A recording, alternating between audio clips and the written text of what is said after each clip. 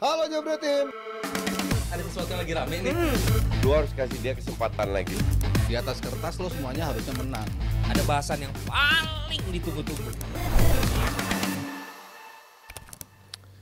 Halo Jabra Tim, ketemu lagi di hari Jumat menuju weekend. Walaupun sekarang liga-liga sudah pada hampir semuanya berakhir, tapi masih ada pertandingan-pertandingan kemarin dan juga menuju nanti di akhir pekan ada final Liga Champions. Tapi kita sekarang mendingan ngebahas dulu dari final, bukan Liga Champions tapi final Liga rasa ini apa ya? Melon ya? Duku sekarang. Gue gak ngerti deh, Coach Jasin ngomong, dia dulu padahal bilang ini tuh rasa melon, kenapa jadi berubah? Yang paling sering ngobrol Anda, Bos. Dia lupa, udah kebanyakan, Iya. pikirannya kebanyakan duit maksudnya. Karena gue gak ngerti hubungannya duku sama hijau tuh apa gitu ya, gue gak ngerti. Cuman gue lebih cocok ini rasa melon, yang Europa League rasa jeruk ya, karena warna orange kan. Nah kita ngomongin dari rasa melon ini, di mana ada dua tim yang bikin gue males nonton, tapi terpaksa harus nonton dari extended highlights ya, karena gue harus tahu untuk mempelajari.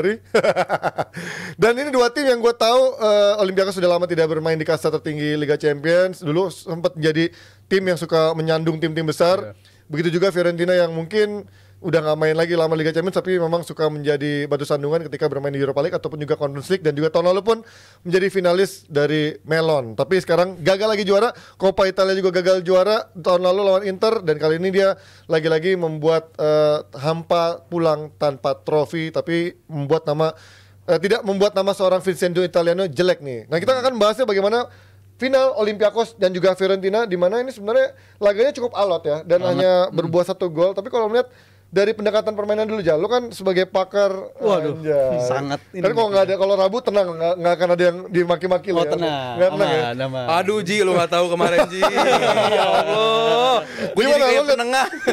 pendekatan dari Edisi. Vincenzo Italiano kan sebenarnya ini 2 kali dia final juga, di Coppa pun juga pernah di final, tapi dia untuk menjadi juara selalu ada yang kurang. Apakah memang faktor mentalitas yang dia tidak bisa dia push dari seorang Italiano? Menurut gua mentalitas sih sebenarnya udah membaik ya, sangat membaik sebenarnya dari Vincenzo Italiano, dan di final kemarin juga final sekaligus 2 tahun berturut-turut di Conference League juga, dan gua lihat pendekatannya kemarin tuh jauh lebih bagus dibandingkan tahun lalu. Di tahun ini mereka jauh lebih hati-hati, dan juga penguasaan bola sebenarnya mereka juga menang daripada Berapa kali nonton Olympiakos. Fiorentina lu? Loh, itu Berapa kali nonton Fiorentina? kayak hari Rabu. Berapa kali gue tanya? Tahun lalu nonton. Tahun ini gue tanya musim ini berapa kali? Lawan Juve. Bohong. Ini dejavu nih. Ratusan Kejadian lagi nih. lebih. Tapi benar, mereka pendekatannya jauh lebih hati-hati di tahun ini dibandingkan final sebelumnya ya, final tahun lalu. Tapi kemarin itu mereka main jauh lebih hati-hati, dan juga sebenarnya striker mereka kan juga menurut gue musim ini beban lah. Si Belotti itu bener, kalau dibilang dia bagus banget, menurut gue nggak sama sekali. Udah 2 musim berturut-turut performanya terus menurun, dan kemarin menurut gue ya dia ngelanjutin apa yang kita preview di hari Rabu. Arthur Melo main sebagai starter dan dia bisa kontrol permainan, tapi ya itu gara-gara game akhirnya ke babak extra time, gue ngeliat Fiorentina ini kelihatan performanya menurun banget di babak extra time, dan terutama ketika Arthur Melo juga harus diganti, dan gue harus shout out ke lawannya jelas si Olympiakos, di mana mereka makin kesana justru kelihatan tim yang paling dekat untuk golin di babak extra time tuh memang udah si Olympiakos, dan akhirnya golnya kejadian, dan itu menurut gue layak banget sih mereka jadi juara, karena sekaligus tim dari Yunani pertama ya yang bisa dapetin trofi di ajang Eropa ini. Faktor luck nggak? Karena kalau ngomongin kan sebenarnya perbedaan lo kan pelatih nih, anjay. Pelatih nih. Sekarang pelatih apa ya? Masih nunggu. Masih nunggu. Kan udah menyambut musim depan lagi kan? Belum mulai, masih libur. Liga aja belum selesai. Makanya kali-kali udah ada bocoran spill pelatih mana kan. Tapi kalau ngomongin soal, lo kan melihat approach dari turnamen dan juga liga sama kompetisi kayak gini, menurut lo beda nggak sih? Karena Olympiakos kan di liganya peringkat 3 gitu. Kayak MU pun kemarin juga peringkat 8 tapi bisa juara di FA Cup. Pendekatannya seperti apa sih kalau dari pelatih tuh melihat dari turnamen dan juga liga gitu? Biasanya kalau kita liga itu kan udah setiap minggu udah fix jadwalnya, sedangkan turnamen kan nggak fix. Nah, biasanya kalau kita persiapkan tim buat turnamen, biasanya kita udah langsung tidak akan pakai rotasi, udah pakai pemain terbaik di situ. Sedangkan di liga kita masih bisa pakai rotasi. Makanya menurut gua Olympiakos di liganya agak sedikit goyang di situ kan, walaupun mereka lolos ke Championship Series, tetapi nggak sebagus ketika mereka di turnamen Conference League. Gue yakin mereka menyiapkan pemain terbaik mereka untuk di turnamen situ, sama dengan Fiorentina. Kenapa Fiorentina di Liga juga ya so-so lah? Karena mereka mempersiapkan lewat jalur Conference League. Mereka pengen lolos ke Champions League, mereka pengen lolos ke Europa League paling nggak minimal, ya kan harus berprestasi dulu di situ. Nah, jadi jalur yang paling utama daripada mereka bersaing sama Inter, sama Milan, sama Juve, yang mending bersaing di kompetisi kasta ketiga lah istilahnya. Dan memang Fiorentina ini kan datang ke final ini statusnya sebagai unggulan.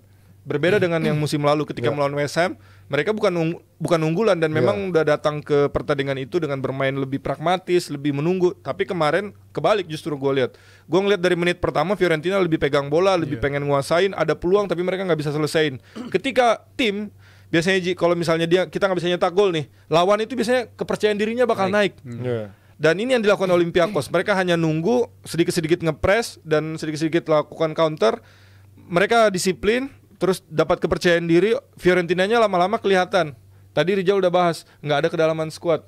Terus yang kedua gue tambahin dikit Jal, mereka nggak ada game changer, nggak ada pemain game changer, mereka kurang pemain bintang. Jadi bintang mereka jual, jadi bintang mereka jual. Jadi gue rasa mereka harus skip. Kalau misalnya ada pemain yang bagus, mereka harus skip. Dan kita tahu juga Fiorentina ini kan jadi bagus, kenapa? Karena mereka udah ada investor asing masuk. Mereka bikin romantis training bikin romantis.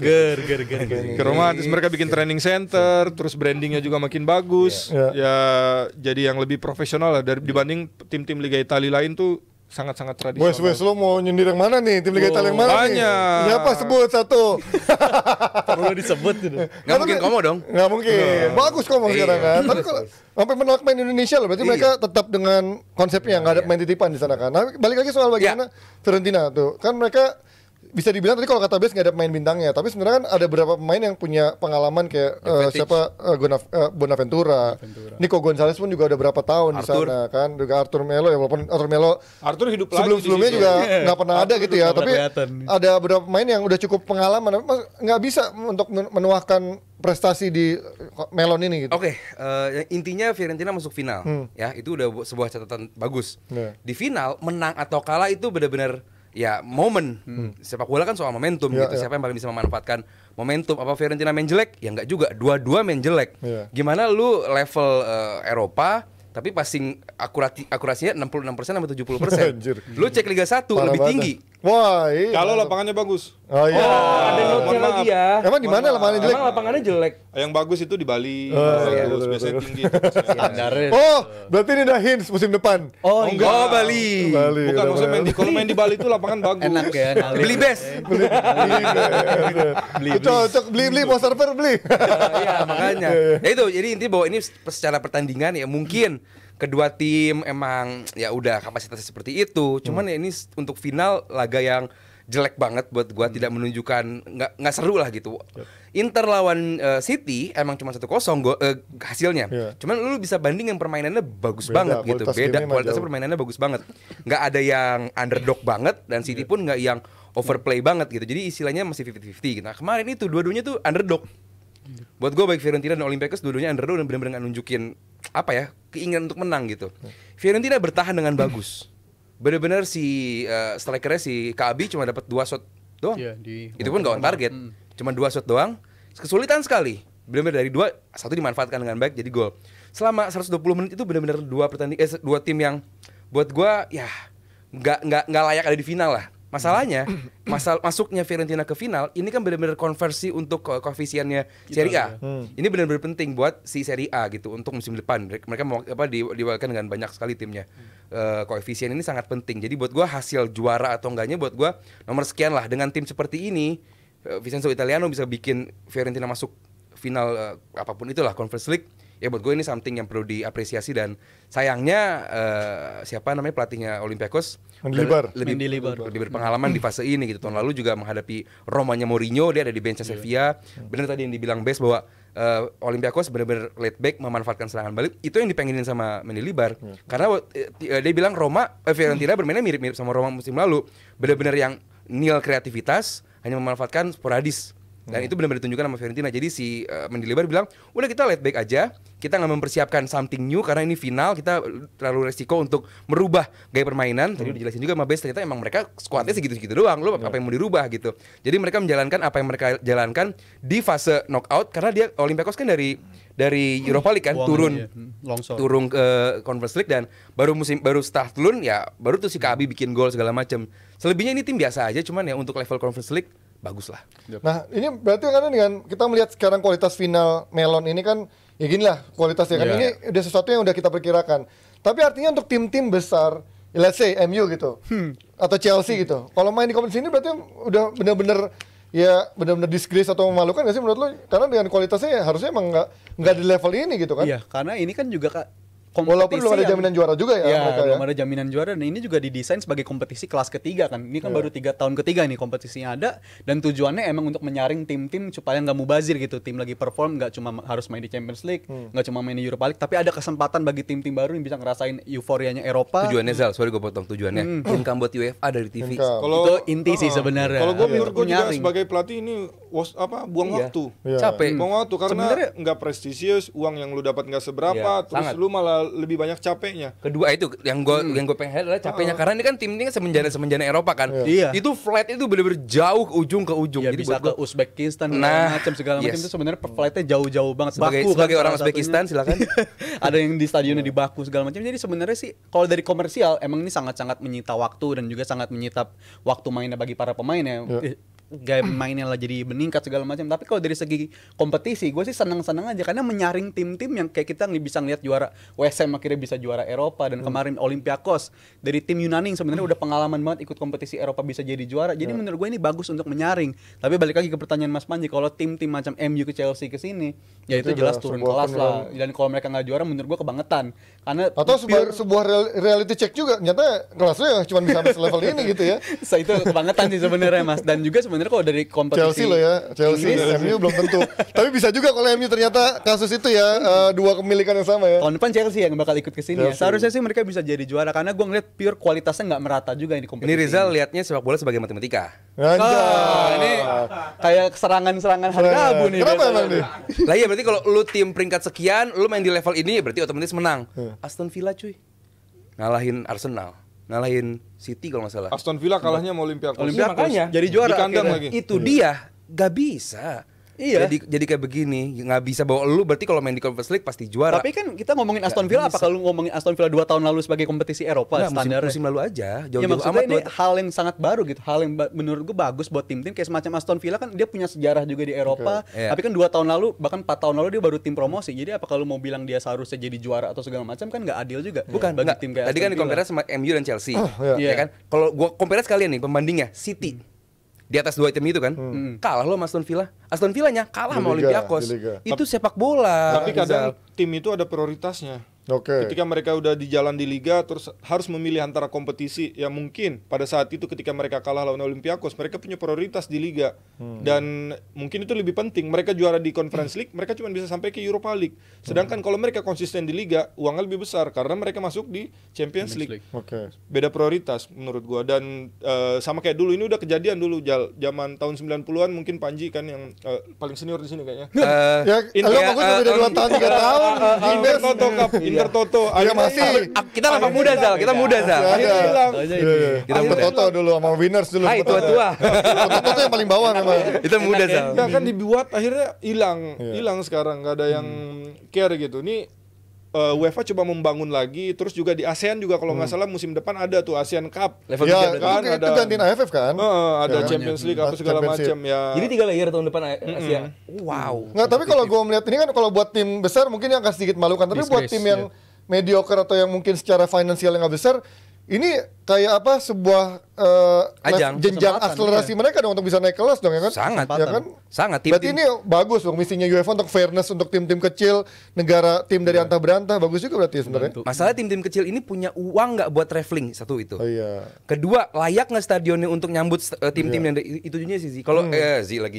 Kalau kalau secara untuk ningkatin level ya bagus-bagus aja. Oke. Apalagi untuk tujuan marketing dan juga komersial. Itu jelas kan ditontonnya sama seluruh dunia. Lu biasa ditonton sama tetangga-tetangga lu doang, sekarang ditonton sama satu dunia. Itu ya udah perbedaan. Cuman kan nggak semua tim bisa gitu kan untuk seperti itu. Jadi buat gua fairness-nya oke, cuman hadiah dan juga koefisiennya apakah sama juga? Tapi kalau dari segi fairness juga sih gue lebih mandang fairness ya. Komersial jelas menguntungkan, pasti ikut ke situ menguntungkan. Tapi dari fairness kayak contohnya Liga Menguntungkan buat Inggris. siapa nih? Buat semua tim pesertanya, Oke. buat tim peserta itu. Karena dari Liga Inggris dari tiap tahun kan kompetisinya cuma ikutin satu itu rata-rata timnya. Jadi dari liga yang koefisiennya katanya paling gede, biasanya dicarinya cuma satu. Jadi itu kompetitifnya menurut gue kebangun juga. Inggris yang biasa modalnya jauh lebih besar, habis itu kompetitifnya pemainnya jauh lebih bagus bagus-bagus dibandingkan yang lain. Tetap diambilnya cuma satu kok. Jadi itu ngasih kesempatan juga ke liga-liga lain. Kayak contohnya paling bagus ya tahun ini ya, datang juara dari Liga Yunani itu menurut gue udah bagus banget ngasilin juara-juara kayak begini.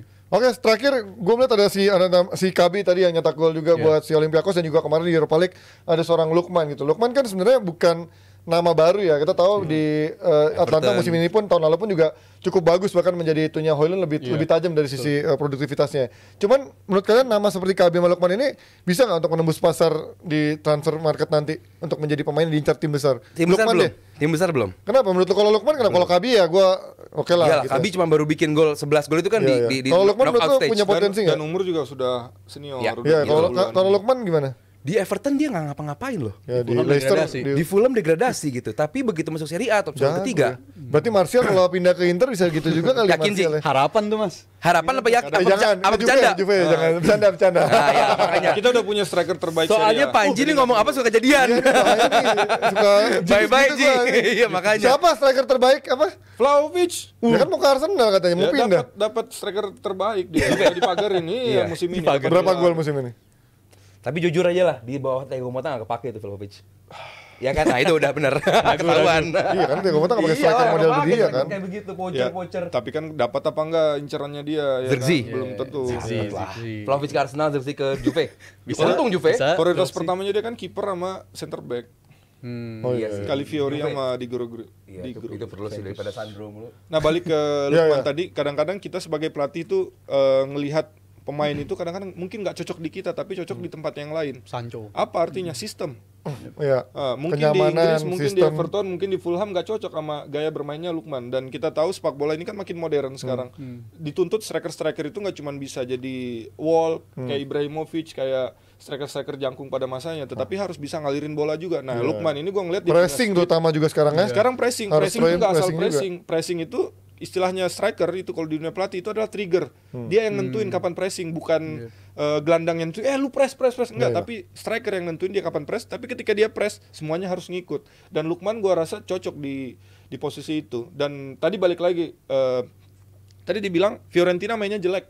Terus Olympiakos mainnya jelek. Karena dia ngebawa permainan mereka di liga ke turnamen itu. Walaupun akhirnya berhasil karena Iya. kita bahas tadi sampai final. Tapi di Italia Fiorentina mainnya jelek dia karena bermain pragmatis. Yang bermain menyerang di Liga Italia siapa aja? Inter. Cuman Atalanta sama Napoli. Inter dong, Napoli mah udah layak enggak lah disebut. sekarang. Inter nggak menyerang. Layak disebut lah. Belum, Inter. Gue suka Inter gara-gara menyerang. Nah, nih. lo karena Juve. Oh, lu Juve. Iya. Inter menyerang cuman di Serie A, tapi ketika udah di kompetisi Eropa defend juga dia takut-takut. Iya, ini lagi banyak dia. Argentina di Serie A. Iya kan. Iya, Fiorentina. Enggak, dia berat banget bilang Inter. Emang kalau Juventus ini benci Oh, udah. gitu. Udah benci itu. Tapi nggak usah khawatir Juve mainnya lebih jelek. Iya, iya. Iya, Diakuin, khawatir emang jelek. Diakuin, diakuin. Bukan Juve-nya, pelatihnya tuh. Itu Iya. strategi. Jadi Atalanta sama Napoli doang yang menurut gua yang berani ngambil resiko. Setuju sih, iya. Dan kadang-kadang resikonya ini berlebihan sampai mereka sampai kalah gitu. Nah, Atalanta ini cocok memang dengan pemain-pemain yang versatil kayak begitu, bisa main di kiri, bisa main di kanan, bisa nentuin pressure, nggak cuma nunggu di sepertiga akhir terus counter attack. Nah, ada Lukman kebetulan cocok. Berarti di situ. kalau gitu dengan kata lain, Højlund sebenarnya pemain bagus. Bisa belum Di bisa MU jadi. jadi nggak bagus sistemnya. Nah, sekarang bagus udah mulai bagus Ya, akhir-akhir. di Everton di mana di Atlanta bagus banget kan Højlund kan? Enggak, kan ini cadangan. Golnya sama lah. Cadangan. Iya, sama sedang lah. sekarang. Iya, Begitu- cadangan. Begitu ke MU kan berarti sistem ya. Sama. Sistem. Iya. Kadang pelatih juga kan. Oh, kadang pelatih ya? Kadang pelatih suka maksain apa yang dia pengen, tapi pemainnya nggak cocok. Emang, Nah, Ten Hag. gitu. Tapi Makanya perpanjang belajarlah juga. dari Ancelotti itu baru kemarin keluar kata-kata kan. Dia nggak Apa? pernah mau pakai nomor 10 tadinya. Iya. Sampai baju pun dia tolak karena dia pengen pakai 2 striker. Baru setelah dia ketemu Zidane di Juve, baru dia bisa bilang, nih Zidane gue taruh ke kiri kanan nggak mungkin karena dia posisi terbaik di tengah. Dan dari situ dia mulai belajar, gue akan menerapkan posisi terbaik pada pemain itu, nggak boleh dipaksakan untuk karakter sesuai filosofi dia. Iya. Akhirnya dia sekarang juara terus kan. Iya. Oke, kita lanjut dari kompetisi rasa melon, kita pindah ke bahasan yang gak kalah serunya. Tapi gue mau ngasih tau dulu kalau buat Jebret Team mau belanja dari Jebret Merch, lagi ada live TikToknya Jebret Media, ada Caca lagi flash sale t-shirt satu timnas satu Indonesia dari 150 menjadi 90.000 aja. Langsung cek live-nya di TikTok Jebret Media sekarang juga, murah banget ya diskonnya, dari 150.000 jadi 90.000 rupiah. Ada satu timnas satu Indonesia. Kita lanjut dari bahasan gak kalah serunya habis satu ini. Halo Jebret Team. Ada sesuatu yang lagi rame nih. Lu harus kasih dia kesempatan lagi. Di atas kertas lo semuanya harusnya menang. Ada bahasan yang paling ditunggu-tunggu.